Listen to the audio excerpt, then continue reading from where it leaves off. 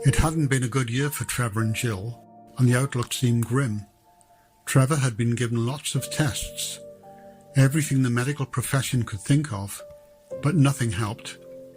The transformation had taken just a week from a healthy 28-year-old who cycled a 12-mile round trip to work and back to a bedridden, pain-stricken individual almost paralysed. He could just about get out of bed and walked a few yards to the bathroom, and every movement looked as though he was in a slow-motion film. His employers had been very supportive, but after 3 months and no firm date for return to work, they reluctantly had to terminate his employment. The only good thing was 6-year-old Emily. Blonde-haired and blue-eyed, not only was she cute but highly intelligent, a delightful child. She took it on herself to look after her father when her mother was busy. She was quite happy to spoon-feed her father, as it took ages for him to raise a utensil to his mouth. And when she returned home from school, she was in constant support, bringing his drinks, changing the DVDs and the channels on the television, and reading from the newspaper. Although she had difficulty with the longer words, Dad was there to help her out. It was a beautiful, mutually beneficial arrangement. Today, Emily proudly pointed to her loose tooth. "Daddy, will the tooth fairy visit me when my tooth comes out?"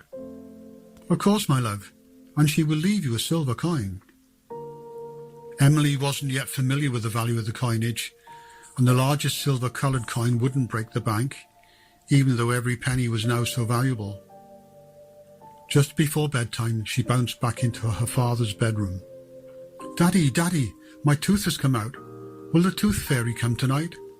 "Yes, my love, you can be sure he will."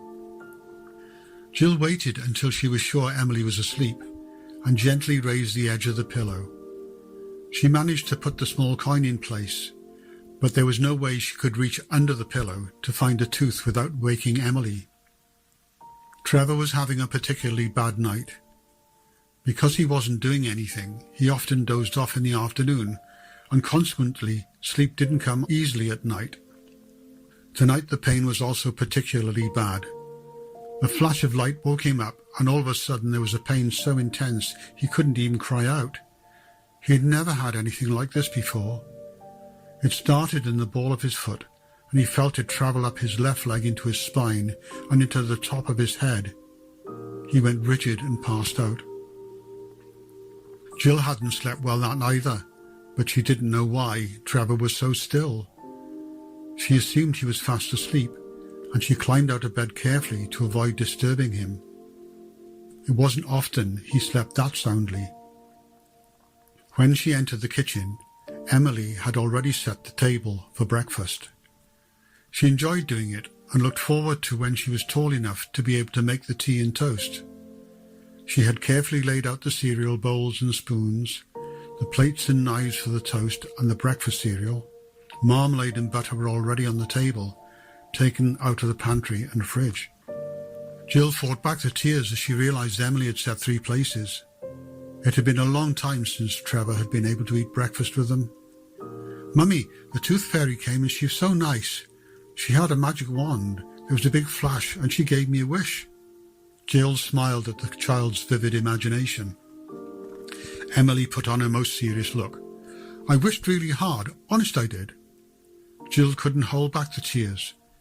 She knew exactly what Emily had wished for, and the tears increased to an uncontrolled sobbing as Trevor walked into the kitchen. He picked up Emily and gave her a big hug, and carried her over to Jill, where they clung on to each other. How could they tell Emily that it wasn't her wish that cured her father? It was just coincidence.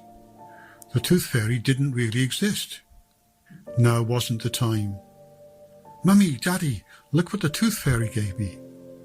She opened her hand and they stared. There was a coin that Jill had left, and additionally, the yellow object glistened in the morning sunlight from the kitchen window. "Uncle Henry has a gold tooth. Can you put this gold tooth in my mouth so I can be like Uncle Henry?"